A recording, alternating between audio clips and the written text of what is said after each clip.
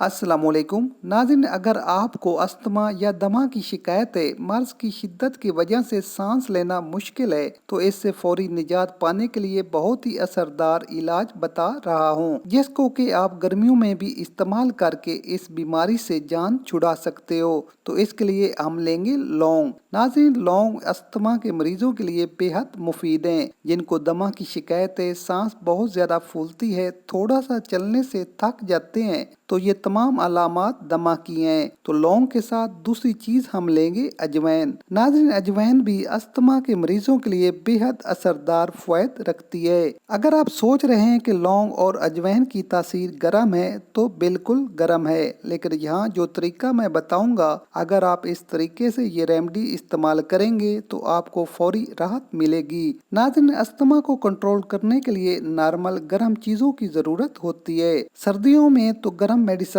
के इस्तेमाल से कंट्रोल कर सकते हैं, लेकिन गर्मियों में मुश्किल हो जाता है। इसलिए ये रेमेडी गर्मियों में अस्थमा के मरीजों के लिए बिल्कुल परफेक्ट है। अब इसको बनाने का तरीका, इस्तेमाल कैसे करना है, कब और कितनी मिकदार में लेना है, सारी आगाही वीडियो में आगे चलकर दूंगा, इसलिए वीडियो ध्यान से देखिएगा। तो सबसे पहले एक पैन में 1 गिलास पानी डालकर एक उबाल आने तक गर्म कर लें। उबाल आने पर इसमें 5 से 6 अदद लौंग शामिल करें। लौंग जो फूल के साथ हों वो शामिल करें, तब ही आपको फायदा होगा।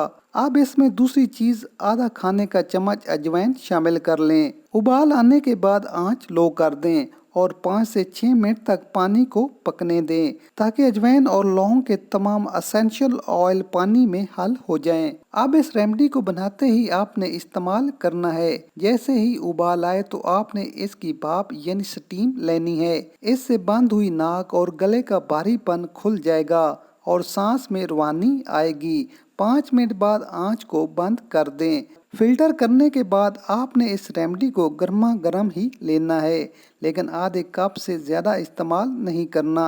अगर आपकी सांस की नाली में बलगम की शिकायत है, सांस तंगी से आती है या चेस्ट पर कफ जमा है, तो आप इस रेमेडी में 1 टीस्पून शहद मिलाकर इस्तेमाल करें। 2 से 3 दिन में ही आपकी बंद नाक खुल जाएगी, सांस की नाली में फंसी कफ खारिज हो जाएगी, सांस खुलकर आसानी से आएगी और चेस्ट का भारीपन भी खत्म हो जाएगा।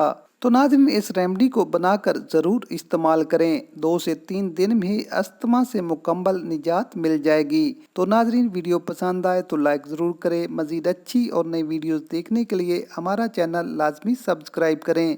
मिलते हैं एक नई वीडियो के साथ। अल्लाह हाफिज़।